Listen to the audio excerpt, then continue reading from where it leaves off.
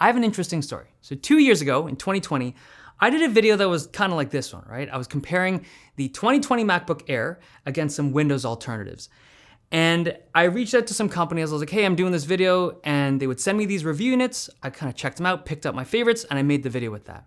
But the following year, 2021, I was trying to do the same thing, but this time around, Apple had their M1 MacBook Air. And I reached out to some companies. Things were a little bit different this time. So a lot of companies were like, we'll pass this year. Like, thanks for the consideration. We appreciate it, but we'll skip this year. And like, I'm just gonna pause for a second. Think about what the companies were doing.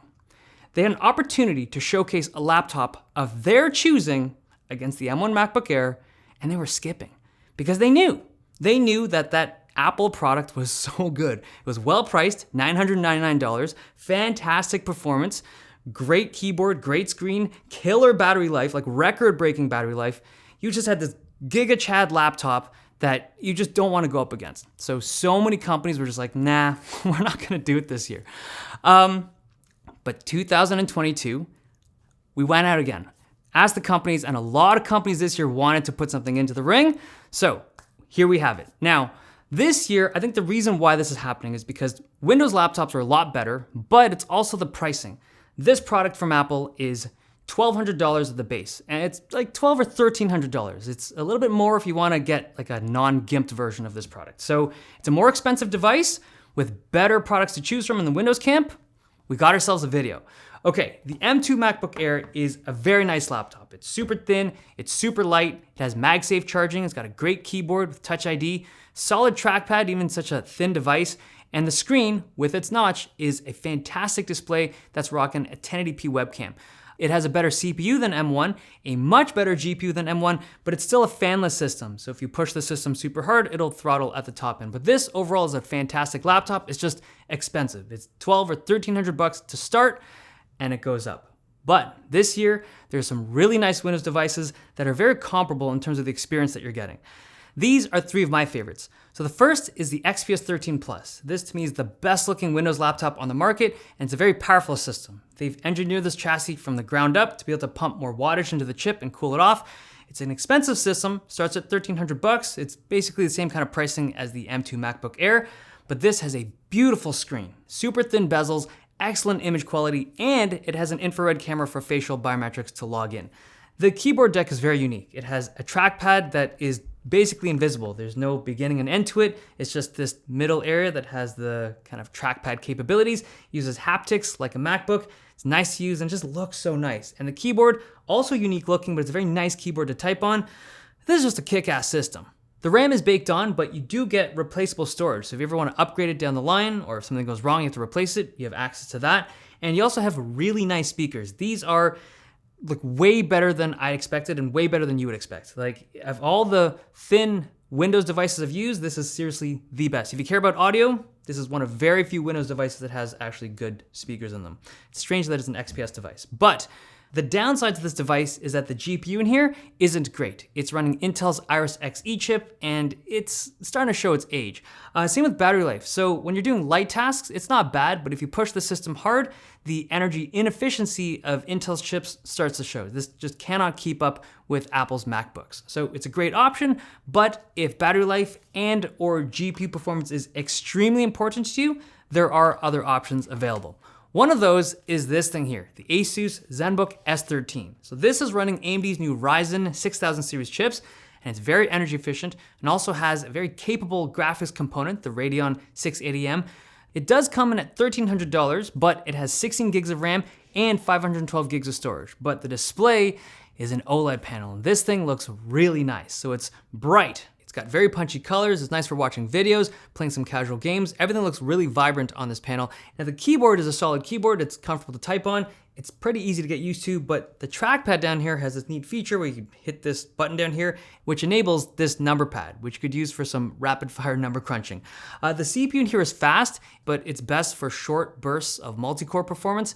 And the GPU is also strong. It is a lower wattage system, so it's not gonna max out its full potential, but it's kind of comparable to the M2 GPU. And because this system has a fan, it can sustain a reasonable amount of performance for an extended period of time. Now inside, the RAM is also baked on, like pretty much all 13-inch devices these days, but the storage is replaceable. Now the battery is big, and the battery life is very good. It's not as good as a MacBook, but for a system with an OLED panel, this is a very energy efficient device. Okay, so this is a solid option if you want something that has a good GPU and really good battery life, but both of those systems that I've shown so far are quite expensive. If you're looking for something that's a little bit cheaper, this is something that I think fits the ticket. So this is the HP Aero 13. It's also running an AMD APU. Now this particular model is running the 5000 series chips. I imagine they're gonna update this to the 6000 series chips in the very near future. But what makes it special is the price. So this is $850. That's like the regular price. And I've seen it as low as like 600 bucks. Great keyboard, great performance, but the display, dude. So this is a very bright, very colorful 16:10 aspect ratio screen. Normally when you have a device that's under $1,000, like Windows laptops, you do not get good screens. It's like one of the easiest places that can start to strip away the quality and present a product that's just not great. But this, at 850 bucks when it's not on sale, is a fantastic screen and just a fantastic device overall. The battery life can't keep up with the more expensive devices, but for this price point, I'd consider it to be excellent. There are a few things that aren't great on it. The speakers aren't particularly good, and the 512 gig drive in here, at least on this particular unit, it's on the slower side, but it is replaceable if you want to get in there and pop it out. In regards to the M1 MacBook Air, it's interesting to me that they didn't drop the price. So normally when Apple comes out with a new version of something, they'll drop the price of the older version. And they didn't this time around. So if you think about when this thing came out, like the M1 Air, this was like 2020 November. So it's been like a year and a half, not quite 2 years, but it's right. It's definitely an aged product, but it's still coming in at the $999 price point that this thing launched at. And the thing is, this is still a fantastic laptop. And if you remove yourself from that pursuit of like the latest and greatest in technology, the M1 MacBook Air does all the fundamentals really well. It's got a great keyboard, great display, great performance, really good battery life. Like this nails a lot of stuff perfectly. It's just that the bezels are thick. But if you have a budget of $1,000, you can't go beyond it. I wouldn't sweat it. The M1 MacBook Air is still, it's really good. It's like the Giga Chad MacBook. This is really something special. Now, if you've seen my previous videos, I've talked about the M2 MacBook Pro extensively. I'm not gonna go into too much detail, but if you have a workflow that needs, heavy performance for an extended period of time, M2 MacBook Pro does better than the M2 MacBook Air because that thing has a fan. This does not. Now I'm gonna just wrap this video up with just one thought.